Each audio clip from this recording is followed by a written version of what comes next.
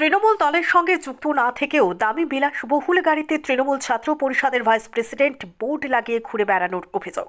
গাড়ির মালিক রণজয় ভট্টাচার্যকে চেনেনই না তৃণমূল ছাত্র পরিষদের বীরভূম সহ সভাপতি প্রীতম দাস।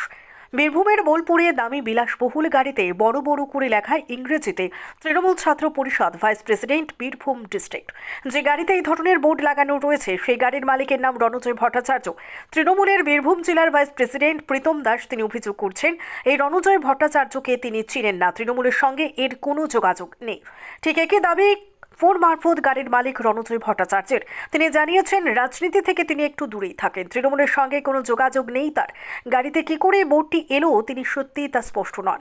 রণজয় বাবুর আরও দাবি বিষয়টি সামান্য বিষয়ে তিনি থানায় অভিযোগ করবেন। বিজেপির অবশ্য দাবি রণজয় ভট্টাচার্যের ওই গাড়িতে একাধিকবার চাপতে দেখেছে এক ছাত্র নেতাকে, হয়তো তার মতোতেই তিনি এই বোর্ড লাগিয়েছেন। গোটা ঘটনাকে ঘিরে চাঞ্চল্য দেখা দেয়। বোলপুর থেকে শুভদীপ গুইয়ের রিপোর্ট, crime press Bengal news. Gui বলছিলাম, বিলাসবহুল গাড়িতে তৃণমূল ছাত্র পরিষদের ভাইস প্রেসিডেন্ট বোর্ড লাগিয়ে ঘোরার অভিযোগ রয়েছে বোলপুরে। তো গাড়ির মালিক হচ্ছে রণজয় ভট্টাচার্য। আপনি কি মনে করেন তিনি কি কোনোভাবে তৃণমূল ছাত্র পরিষদের সঙ্গে যুক্ত? এইরকম ভাইস প্রেসিডেন্ট বলতে আমরা বীরভূম জেলা তৃণমূল ছাত্র পরিষদের মমতা বন্দ্যোপাধ্যায়, অভিষেক বন্দ্যোপাধ্যায়ের এআইটিসি প্রেস থেকে আজ থেকে 2 বছর আগে প্রায় একটি ভাইস প্রেসিডেন্ট লিস্ট হয়েছিল। সেখানে আমি এবং মান্তু চক্রবর্তী রামপুরহাটে তার নামই আছে। এরপরে যদি কেউ ভাইস প্রেসিডেন্ট থেকে থাকে অতি অবশ্যই তা দলকে জানানো, দল নিশ্চয় জানতো সেই সব ব্যাপারে, কিন্তু দলের কোনো ওয়াকিবহল নেই বা দলের সূত্রে এরকম কোনো খবর নেই।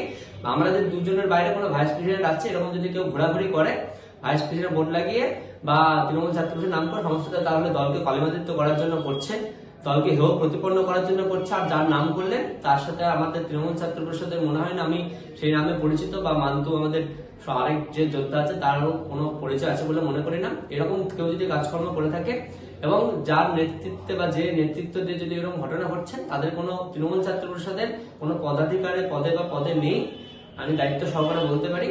কিন্তু এরকম কাজ যদি হয়ে থাকে জেলার বুকে কোথাও, সেটা খুবই নিন্দনীয় ঘটনা। কারণ তৃণমূল ছাত্র পরিষদের 2টি ভাইস প্রেসিডেন্ট, একটা প্রীতম দাস আর একটা হচ্ছে মান্তু চক্রবর্তী। এর বাইরে দলের জানা কোনো ভাইস প্রেসিডেন্ট তৃণমূল ছাত্র পরিষদের নেই বীরভূম জেলার বুকে।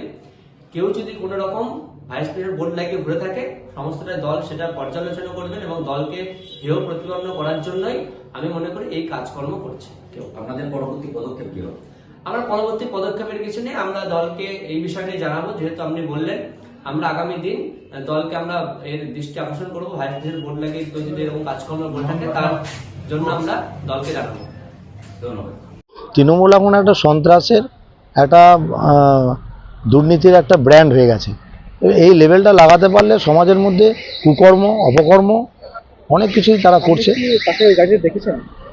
হ্যাঁ, অনেকবারই আমাদের চোখে পড়ে যে সেই গাড়ি নিয়ে এই ব্যক্তি ঘুরে বেড়াচ্ছে, আমরা দেখেছি। ঠিক আছে, কিন্তু দল দাবি করছে কোনোভাবেই ভাইস প্রেসিডেন্ট যুক্ত নয়। আরে দল এখন শুনুন, দল ফাঁপড়ে পড়লেই তো দল তখন বলে যে আমরা এতে নাই, কিন্তু দল তো সবেতেই আছে। আপনি ঘুরে বেড়াতে পারবো?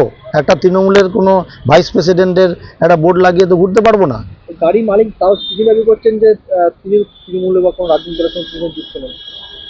আমি তো বলেই দিলাম যে তৃণমূলের যখনই দুর্নীতির সঙ্গে কোনো নেতা যুক্ত হয় তখনই বলে যে আমাদের দলের না, কিন্তু তার তো দলের। আমরা দেখুন, আমাদের বিজেপির তরফ থেকে আমরা একটা কথা বলবো যে এই ধরনের ঘটনা বোলপুরে এবং বোলপুর সারাউন্ডিং বিভিন্ন জায়গাতে ঘটছে, যে তারা এই সমস্ত তৃণমূলের বিভিন্ন পদের একটা লাগিয়ে তারা ঘুরে বেড়াচ্ছে, বোর্ড লাগিয়ে ঘুরে বেড়াচ্ছে। কিন্তু এইগুলো হচ্ছে সন্ত্রাসের আখড়া করার একটা তাদের কৌশল, এবং এইগুলোকে কাজে লাগিয়ে তারা বিভিন্ন দুর্নীতির সঙ্গে যুক্ত হচ্ছে। আপনি গাড়িতে তাকে দেখেছেন? হ্যাঁ, গাড়িতে অনেকবারই তাকে দেখা হয়েছে। হ্যাঁ, তো আমাদের কাছে ছবিও আছে। আমার নাম কাঞ্চন ঘোষ।